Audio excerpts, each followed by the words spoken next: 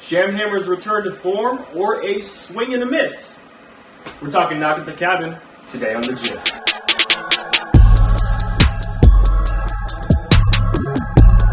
Hey yo, what's good? It's The Gist with me, Jared, and I just saw Knock at the Cabin, M. Night Shyamalan's movie adaptation of the book, The Cabin at the End of the World. This horror-ish mystery movie is about a family who's taken hostage by 4 individuals claiming that they need to sacrifice one of their own family members in order to stop the apocalypse. Let's start with my non-spoiler review of the film. Overall, I thought it was a fairly entertaining, but honestly, underwhelming movie. Some of the strengths for me was that the premise was quite intriguing. It poses the philosophical question of sacrificing one to save billions. Would you sacrifice the life of one of your loved ones in order to save the lives of people you don't even know? That's quite the moral dilemma, and to me the film does a solid job at depicting the tension and the struggle and the despair our protagonists and our antagonists have to go through with trying to stop the apocalypse. And speaking of those characters, to me another strength in the film is the performances. Dave Bautista does exceptionally well with his acting in this film. We commonly know him as Drax the Destroyer, where he relies a lot on his comedy and his physique in order to execute that role in the Marvel Cinematic Universe. But in this film, in stark contrast with Drax the Destroyer, he doesn't really rely on his physique or his physicality to express emotion. We see it all in his face, and he really does a great job at conveying the despair, the agony, the challenge that he has with the premise. He's one of the horsemen of the apocalypse, and yet he's struggling with the reality that this family, a random family, has to sacrifice one of their own in order to stop the end of the world. To me, with Dave Bautista, it was refreshing and honestly impressive to see him tackle and champion a role that doesn't rely on his physicality, but rather shows how much he's invested in his craft as an actor and displays those acting chops. Now, let's talk about some of the things that didn't work for me in this film, and be warned, we are going to get into spoiler territory. This film wastes no time in thrusting the audience into the dilemma that our family of protagonists faces. The ambiance is quickly set to one of a frantic nature. Both our main characters and the horsemen of the apocalypse all convey the sense of urgency and dread and fear, tons of exhilarating emotions.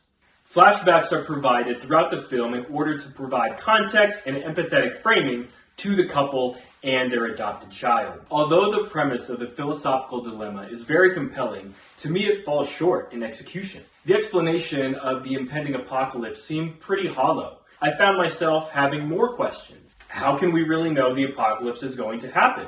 Why should we trust the 4 horsemen that we're being presented with? Isn't there more compelling evidence that they could have provided in order for this family to make the decision? And look, maybe that uncertainty was intentional by M. Night Shyamalan. Although for me, narratively, I would have preferred a stronger logical basis, a stronger logical foundation in order for our protagonists to make their decision.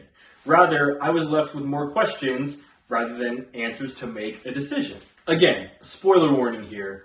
One of the main characters in the film, Andrew, he is posed as the logical person. He has an answer for everything, an explanation for every argument posed to him by the 4 horsemen. He has a logical reasoning for why things are happening. He's a lawyer. He's very firm in his stance to not sacrifice one of his family members, because he honestly just doesn't believe that the apocalypse is going to happen, and or that they could actually do something about it with sacrificing one of their own. There's a great moment in the film where Andrew and his husband Eric, where they're engaged in a pretty heated conversation about the end of the world and what they should do.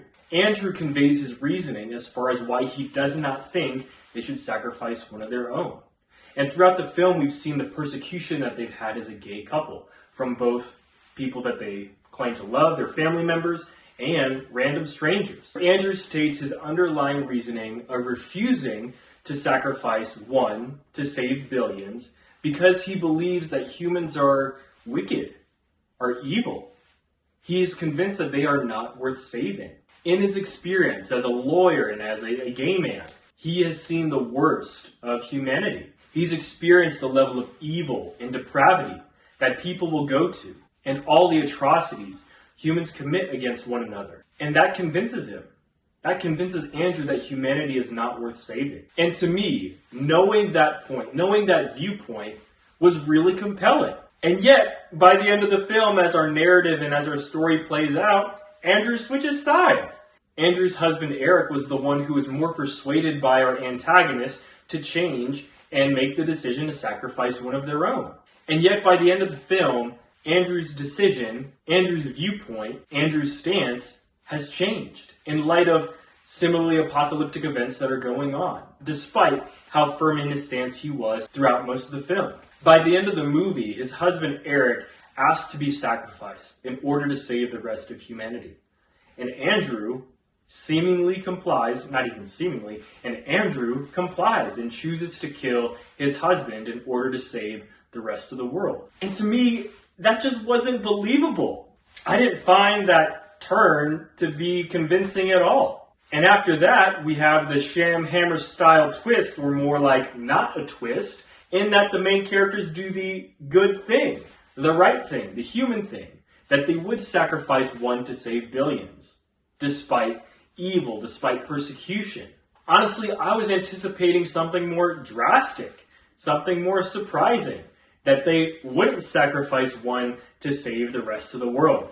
That instead, maybe Andrew chooses not to sacrifice one, the apocalypse happens, and they are left to create a new world, to forge a new path for humanity, even though that it would just be Andrew, his husband Eric, and their child. I honestly didn't really like that happy ending, if you could even call it one. For me, it would have been more compelling if the family didn't give up one of their own to save the rest of the world. Because again, we are consistently inundated with Andrew's ideology that humanity is not worth saving. Another thing that could have happened, I was expecting Andrew to, again, not go with sacrificing one to save the rest of the world, and as we see time play out, his world is ended. But in this situation, his world is his family. The people he loves are his world. Not the rest of the people he doesn't even know, but his husband, his child. I would think that I would have been more moved by the story going along the route where Andrew chooses to save his family, but inadvertently loses them. That maybe after some time passes, because there was such a difference in what to do in light of the apocalypse. One husband, Eric, thinks that they should save the world, sacrifice one of their own. Andrew thinks that they shouldn't sacrifice anyone and that the world can burn, but that they would be okay. I think it would have been more interesting for Andrew, in trying to save his family, actually loses it over time.